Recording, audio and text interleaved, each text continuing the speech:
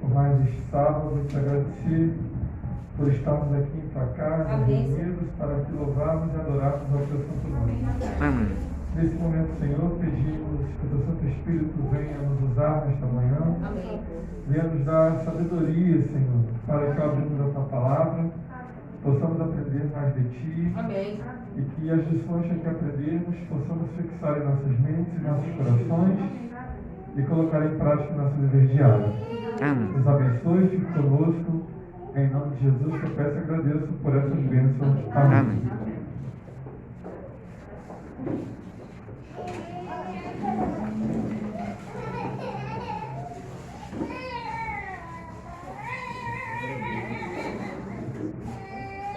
Bom dia, irmãos. Feliz sábado. É um prazer estarmos aqui para, nessa manhã, meditarmos um pouquinho na Palavra de Deus, estudarmos um pouco da Bíblia e, de uma certa forma, darmos continuidade um pouquinho naquilo que a gente estudou na lição da Escola Sabatina, nessa semana, que vamos tratar um pouquinho a respeito de fé. Amém. Essa palavra é tão pequenininha, apenas 2 letrinhas, mas que tem um efeito grandioso em nossas vidas, não é mesmo?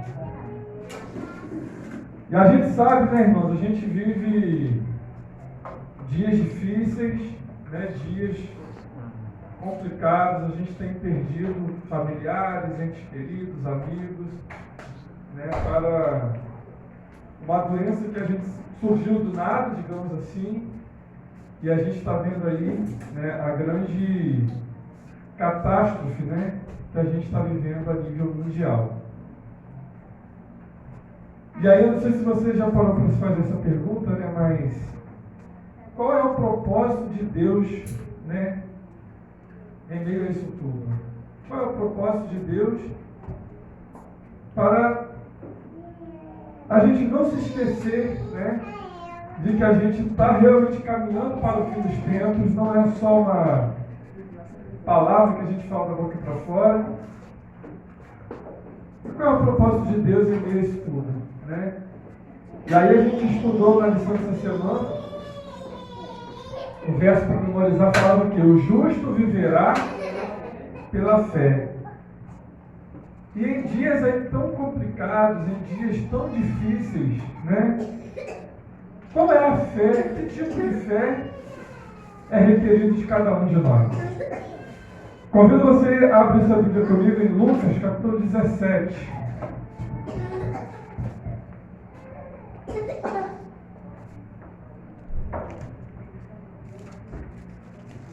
Lucas, capítulo 17. Vamos esperar que todos abram.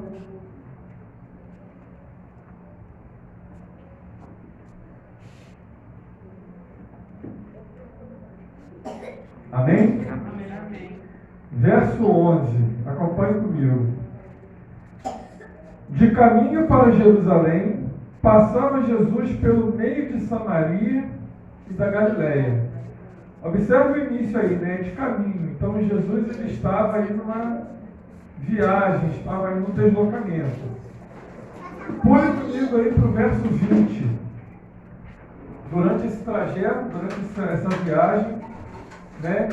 Então, interrogado pelos fariseus sobre quando viria o reino de Deus, Jesus lhes respondeu: não vem o reino de Deus com visível aparência, e nem dirão, ei-lo aqui, ou lá está, porque o reino de Deus está dentro de vós. A seguir dirigiu-se aos discípulos: virá o tempo em que desejareis ver um dos dias do Filho do Homem, e não o vereis. E vos dirão, ei-lo aqui, ou lá está, não vades nem os sigais. Verso 24.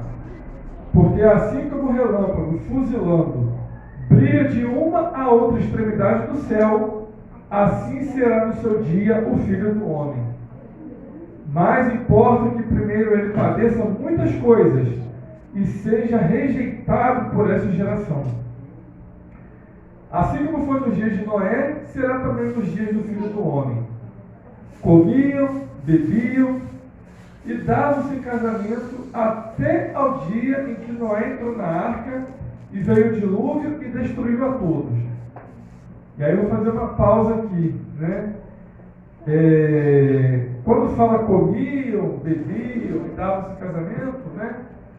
Jesus não está falando que é proibido comer, que é pecado beber ou que é pecado ou errado se casar. Na verdade, o contexto aqui é o quê? Quando fala comiam, Jesus estava aqui se referindo ao pecado da glutonaria. Quando falam bebiam, na verdade não era beber água ou suco, mas eles estavam ali entregues a bebedices. E quando falam davam-se em casamento, na verdade Jesus estava se referindo ali à imoralidade sexual. Então era um contexto bem complicado, né, em que Jesus estava se referindo ali nesse cenário. Verso 28. O mesmo aconteceu nos dias de Ló. Comiam, bebiam, compravam, vendiam, plantavam e edificavam. Mas no dia em que Ló saiu de Sodoma, choveu do céu fogo e enxofre e destruiu a todos. E assim será no dia em que o Filho do Homem se manifestar. Naquele dia, quem estiver noirado e tiver os seus bens em casa, não desça para tirá-los. E de igual modo, quem estiver no campo, não volte para trás. Olha esse finalzinho, né? Não volte para trás. É muito importante isso, a gente se lembrar desse ponto. Verso 32. Lembrai-vos da mulher de Ló. Quem quiser preservar a sua vida, perdê-la-á, e quem a perder, de fato, a salvará. Digo-vos que, naquela noite, 2 estarão numa cama, um será tomado e deixado o outro. 2 mulheres estarão juntas moendo, uma será tomada e deixada a outra. 2 estarão no campo, um será tomado e o outro deixado. E então lhe perguntaram: onde será isso, Senhor? E respondeu-lhes: onde estiver o corpo, aí se ajuntarão também os abutres. E Jesus continua, capítulo 18, verso 1. Disse-lhe Jesus uma parábola sobre o dever de orar sempre, e nunca esmorecer. Verso 7 de Lucas 18. Não fará Deus justiça aos seus escolhidos, que a Ele clamam dia e noite, embora pareça demorado em defendê-los? Digo-vos que depressa lhes fará justiça. Contudo, quando vier o Filho do Homem, achará porventura fé na terra? Ou algumas traduções colocam um artigo antes de fé. Achará porventura a fé na terra? Irmãos, Jesus fez 3 viagens pela região da Galileia, e essa era a última viagem de Jesus, né? E Jesus agora estava passando ali pela região de Galileia, indo para Jerusalém, onde então ele celebraria a Páscoa. E ali ele já sabia, né? Ele seria julgado, e de forma muito injusta seria condenado e morto. Jesus estava vivendo os seus últimos momentos de vida aqui na terra, né? Seus últimos momentos da sua vida terrena. E nós, irmãos? Quando a gente olha para as profecias da palavra de Deus, a gente pode afirmar que já estamos aí no finzinho do 6º selo, e falta somente a abertura do 7º selo. E o 7º selo é o quê? A volta de Jesus. Que tipo de fé nos é exigido para esses dias finais em que estamos vivendo? Abra comigo Apocalipse 14, 12. É um verso que você conhece. Talvez você até saiba de cor. Apocalipse 14, verso 12. Que fala o quê? Aqui está a perseverança dos santos, os que guardam os mandamentos de Deus e a fé em Jesus. Irmãos, a fé que nós precisamos ter é a fé em Jesus. E eu digo mais, nós precisamos ter a fé de Jesus. Uma fé que olha para frente, irmãos. Naquele contexto lá de Lucas 17, 18, eu fico pensando que Jesus, ao olhar para frente, o que ele estava vendo? Ele via a cruz, ele via a hora, o dia, o momento em que ele seria sacrificado como um cordeiro, carregando a culpa de toda a humanidade. Mas a gente percebe através da palavra de Deus, através da Bíblia, que ele estava em paz. Ele sabia do seu compromisso com o Pai. Ele sabia da importância do seu sacrifício para salvar a humanidade.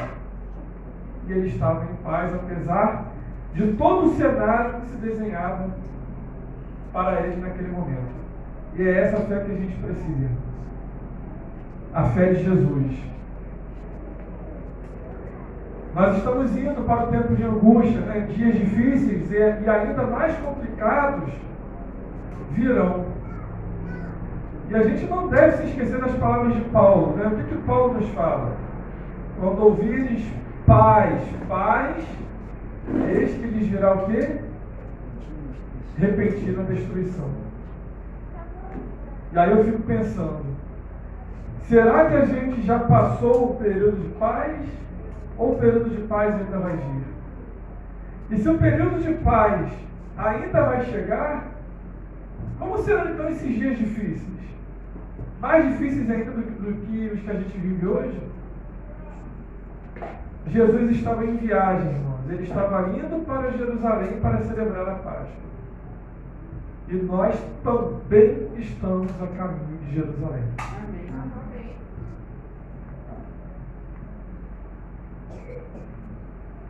Estamos preparando a mudança? É a pergunta que eu me faço e faço para vocês também. Será que a gente está colocando a nossa vida em ordem para essa mudança? Alguém, quando vai se mudar de uma casa para outra, faz a mudança sem arrumar as coisas, sem preparar as malas, sem preparar a bagagem? Não, né? E a gente está preparando, a gente sabe que a gente vai se mudar para Jerusalém. A mudança está sendo preparada? A gente não sabe quando Jesus vai voltar. A gente não sabe se amanhã, mês que vem, ano que vem. A gente não sabe. Mas fato é, a mudança na minha vida precisa ser preparada. E essa fé, irmão, que Jesus teve é a fé que a gente precisa. É a fé de alguém indo para o sacrifício, mas sabendo que algo melhor virá em seguida. Não se esqueça das palavras que nós lemos aí em Lucas 17, nos versos 20 e 21. E eu faço questão de ler novamente.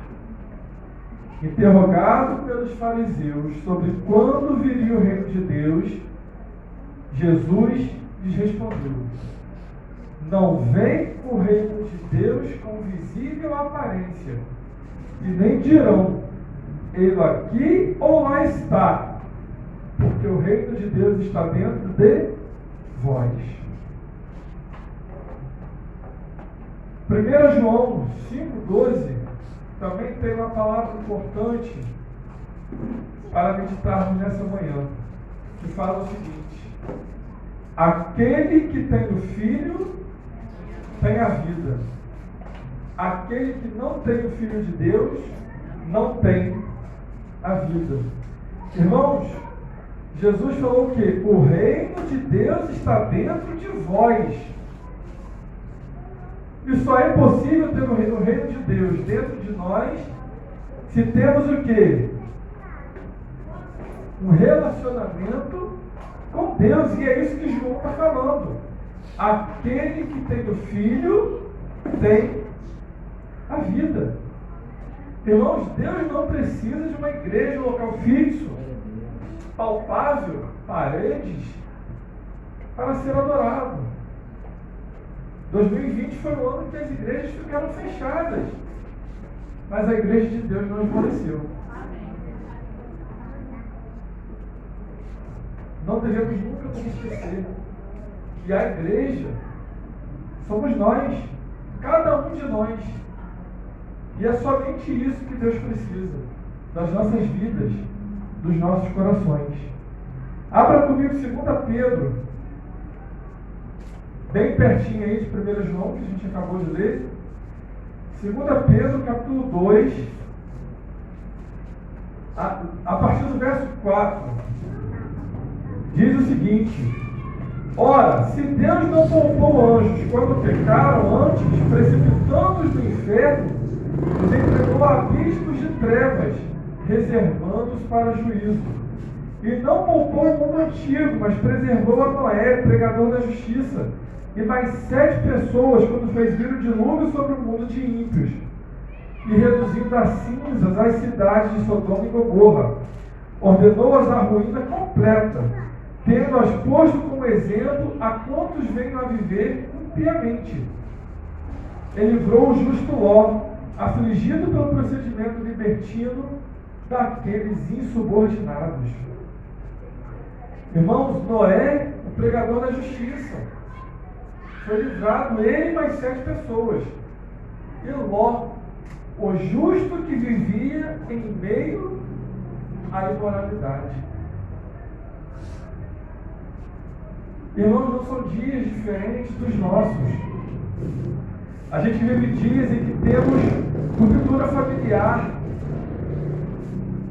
As pessoas estão caindo em pecado, as pessoas estão se dividindo.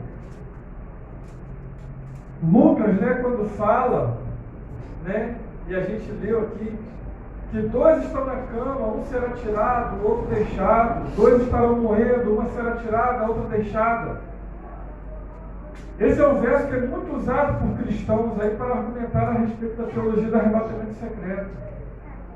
Mas não é isso que Jesus está falando. Jesus está falando o seguinte: olha, havendo 2, um vai se salvar e o outro vai se perder.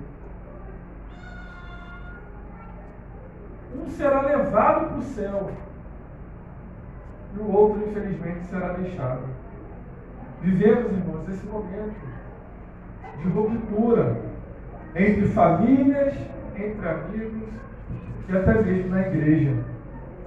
E a fé de Noé, que confiou em Deus e esperou chuva quando nunca tinha chovido, ele confiou em Deus e salvou a sua casa e a sua família. Amém. Mas Ló não foi assim. Na família de Ló, houve ali uma divisão, houve ali uma ruptura, pois a sua mulher era muito apegada a Sodoma. E os anjos, então, arrastaram eles daquele lugar. Um foi tirado e o outro foi deixado. Irmão, eu fico pensando, no pecado de Sodoma. Eu fico tentando imaginar a cena daqueles homens querendo violentar os anjos, a ponto de Ló oferecer suas próprias filhas para que não acontecesse aquela cena. Irmãos, não vivemos dias diferentes. Cada dia que a gente abre a internet ou liga a televisão ou pega um jornal para ler, somente notícias terríveis. Não estamos em situação diferente dos dias de Noé e dos dias de Ló. Precisamos, irmãos, da fé de Abraão, e a gente estudou isso na lição essa semana. O peregrino hebreu que teve coragem de sacrificar o seu próprio filho. mas Deus interveio e isso não aconteceu. A fé de Ananias, Misael e Azarias, que a gente conhece mais pelos seus nomes, né? De Sadraque, Mesaque e Abednego. Foram jovens que não obedeceram ao decreto, não se renderam e foram salvos da fornalha.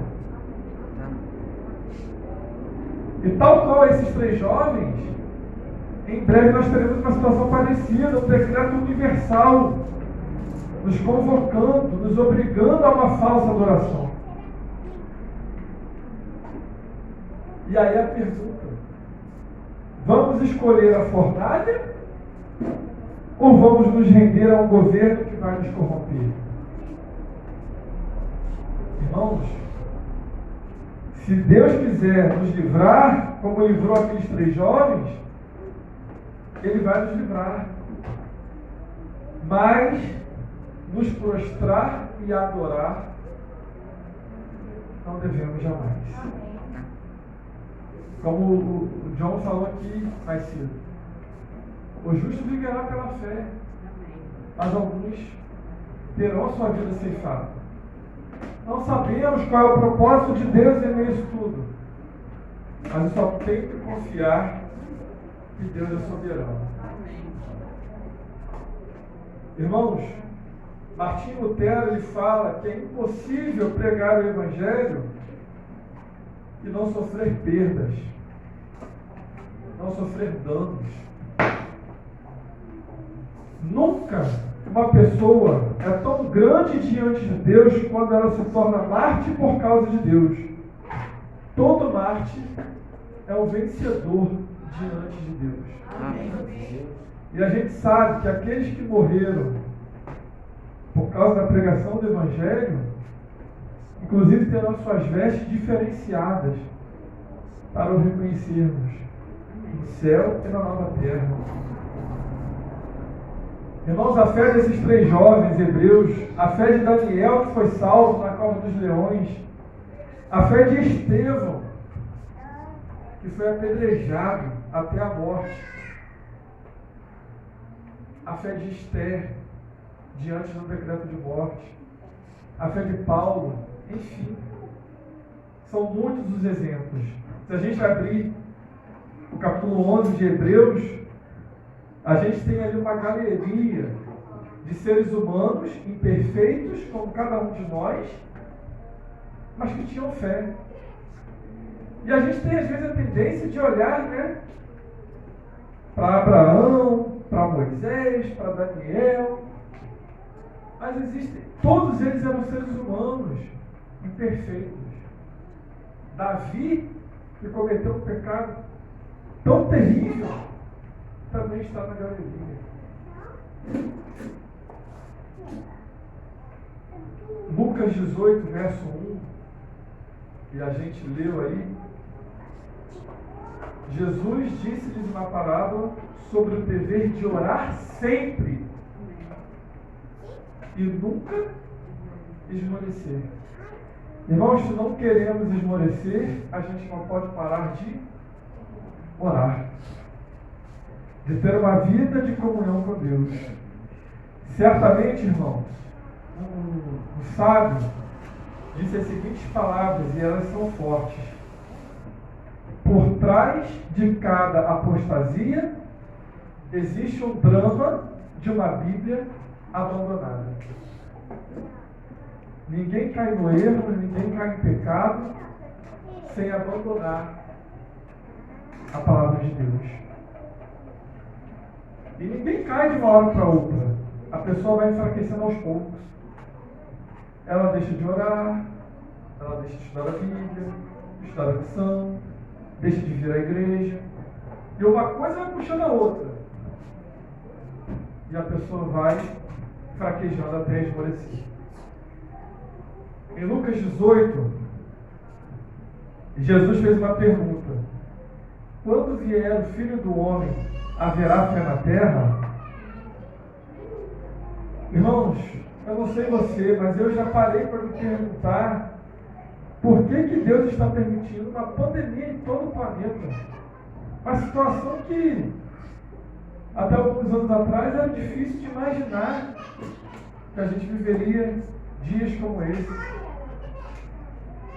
Eu penso, irmãos, que Deus está permitindo para fortalecermos a nossa fé, o nosso compromisso com Ele, antes que venha o grande período de angústia e que vai culminar com o fechamento da porta da graça. Deus ainda está dando oportunidade, irmãos. Ele está nos falando e a gente às vezes não está nem prestando atenção. Concentremos os nossos esforços em ter um relacionamento com Deus. Projeta para mim aqui, Vinho, por favor.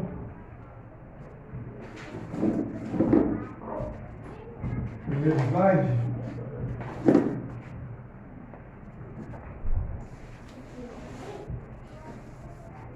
Olha o que a irmã White fala no livro Testemunhos Celeros, volume 2, página 31.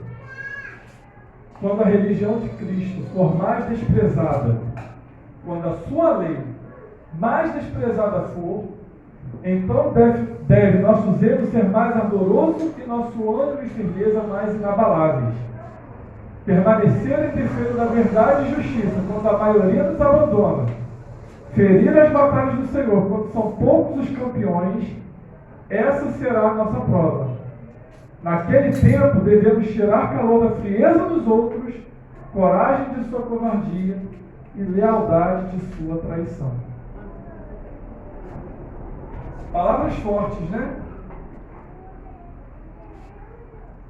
Irmãos, será que não é isso que a gente está vivendo? A religião de Cristo sendo desprezada? A lei de Deus sendo desprezada?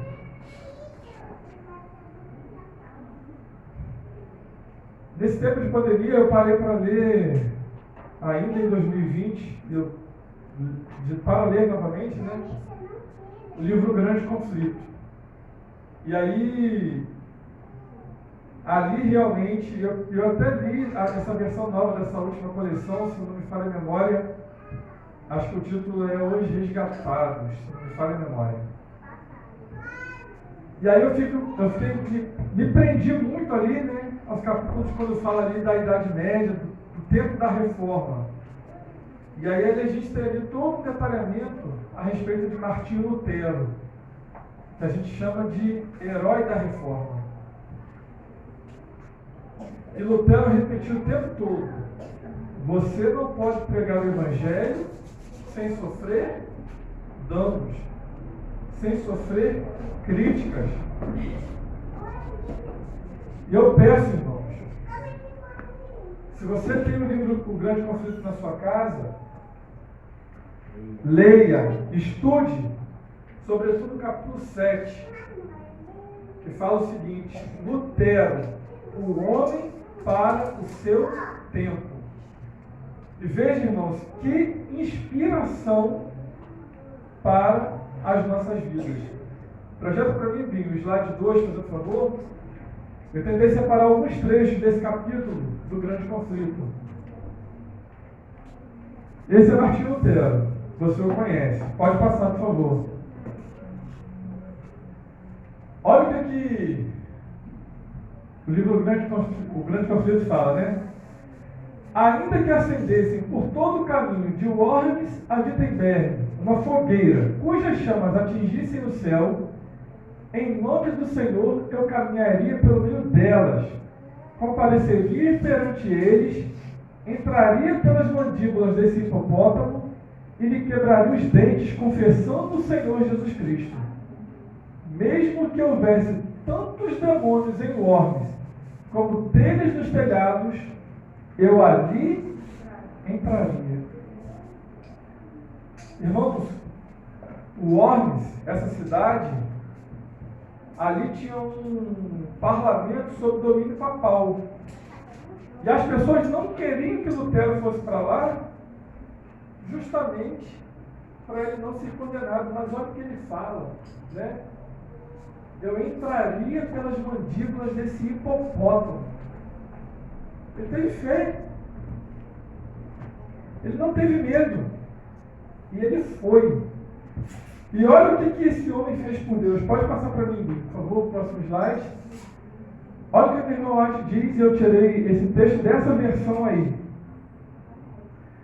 Preeminentemente, entre os que foram chamados para dirigir a igreja das trevas do papado à luz na fé mais pura, achava-se Martinho Lutero. Não conhecendo outro temor, senão o de Deus, e não reconhecendo outro fundamento para a fé, além das Escrituras Sagradas, Lutero foi o homem para o seu tempo. Próximo, por favor. E a voz de Lutero foi ouvida do púlpito em solene advertência. Expôs ao povo o caráter ofensivo do pecado, ensinando ao povo ser impossível ao homem, por suas próprias obras, diminuir as culpas ou evadir-se do castigo. Nada, a não ser o arrependimento para com Deus e a fé em Cristo, pode salvar o pecador. A graça de Cristo não pode ser comprada, é um dom gratuito. Ele aconselhou o povo a não comprar indulgências, mas a olhar com fé para o Salvador crucificado. Ele relatou sua própria e penosa experiência e afirmou aos seus ouvintes que foi por crer em Cristo que ele encontrara paz e alegria. Irmãos, ele foi e encarou aquela situação. E ele, como coloca aqui, né? Ele pregava e falava para as pessoas não comprarem indulgências, porque a graça de Cristo é de graça. Ele se levantou contra todas aquelas práticas que ali existiam, aquelas práticas papais, né, da igreja de Roma. E aí, irmão, eu fico pensando numa notícia que eu vi agora no início desse ano. Pode passar para mim, por favor? Foi retirado do site do Vaticano, vocês estão vendo ali, né? E aí fala o seguinte, olha, eu até destaquei lá em cima, né? Tá bem, anual reunião conjunta. Próximo slide, por favor, Binho. E aí, olha o que eles falam aqui, né? Não podemos cancelar a história da divisão. Foi quando Lutero rompeu com a Igreja Católica, né? Mas ela pode se tornar parte da nossa história de reconciliação. É o que diz o presidente do Pontifício Conselho para a Promoção da Unidade dos Cristãos, Cardeal Kurt Koch, há poucos dias da nova publicação da tradução italiana revisada da Declaração Conjunta sobre a Doutrina da Justificação. Irmãos, Lutero foi excomunhado da igreja. O Papa pediu sua cabeça. Mas a sua igreja, chamada Igreja Luterana, resolve se aliar novamente com aqueles que perseguiram Lutero. Como as pessoas dizem, né?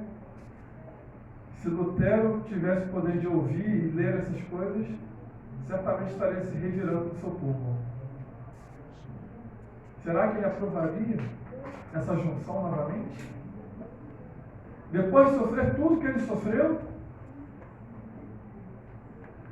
eles usam as palavras, né, muito bonitas. Eu acabei não trazendo o trecho, mas quando ele fala aqui, né, que a gente não pode cancelar a história da divisão, esse cardeal está falando o seguinte: nós vamos do conflito à comunhão. Palavras bonitas, né? Será que Lutero aceitaria isso? Próximo slide, por favor, Binho. E é o último dessa manhã. Né? Segundo o compromisso assumido por luteranos e católicos de passar progressivamente do conflito à comunhão, o que mostrará como o caminho ecumênico das últimas décadas nos permitiu reexaminar um momento doloroso da história, em um espírito de abertura ao dom da unidade pela qual luteranos e católicos continuam a rezar e trabalhar juntos.